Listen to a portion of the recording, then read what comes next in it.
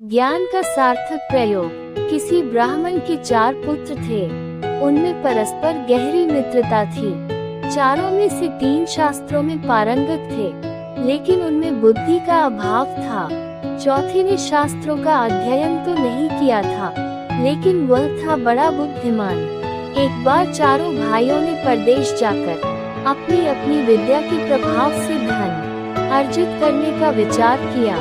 चारों पूर्व के देश की ओर चल पड़े। रास्ते में सबसे बड़े भाई ने कहा, हमारा चौथा भाई तो निरा अनपढ़ है। राजा सदा विद्वान व्यक्ति का ही सत्कार करते हैं, केवल बुद्धि से तो कुछ मिलता नहीं। विद्या के बल पर हम जो धन कमाएंगे उसमें से इसे कुछ नहीं देंगे।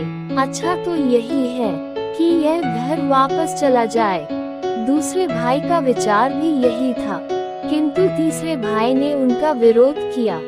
वह बोला, हम बचपन से एक साथ रहे हैं, इसलिए इसको अकेले छोड़ना उचित नहीं है। हम अपनी कमाई का थोड़ा थोड़ा हिस्सा इसे भी दे दिया करेंगे। अतः चौथा भाई भी उनके साथ लगा रहा।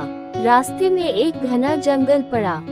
वहाँ एक जगह हड्डियों का पंजर था। उसे देखकर उन्होंने अपनी अपनी विद्या की परीक्षा लेने का निश्चय किया। उनमें से एक ने हड्डियों को सही ढंग से एक स्थान पर एकत्रित कर दिया।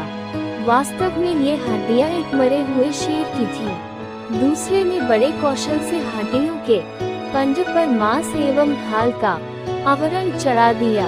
उनमें उसमें रक्त का संचार भी कर दिया। तीसरा उसमें प्राण डालकर उसे जीवित करने ही वाला था कि चौथे भाई ने उसको रोकते हुए कहा, तुमने अपनी विद्या से यदि इसे जीवित कर दिया तो ये हम सभी को जान से मार देगा। तीसरे भाई ने कहा, तू तो मूर्ख है, मैं अपनी विद्या का प्रयोग अवश्य करूंगा और उसका फल भी देखूंगा। चौथे भाई ने कहा, तो फिर थोड़ी देर रुको, मैं इस पेड़ पर चढ़ जाऊं, तब तुम अपनी विद्या का चमत्कार दिखाना। ये कहकर चौथा भाई पेड़ पर चढ़ गया। तीसरे भाई ने अपनी विद्या के बल पर जैसे ही शेर में प्राणों का संचार किया, शेर तड़प कर उठा और उन पर टूट पड़ा। उसने पलक झपकते ही तीनों अभिमानी विद्वानों को मार डाला और गरजता हुआ चला गया।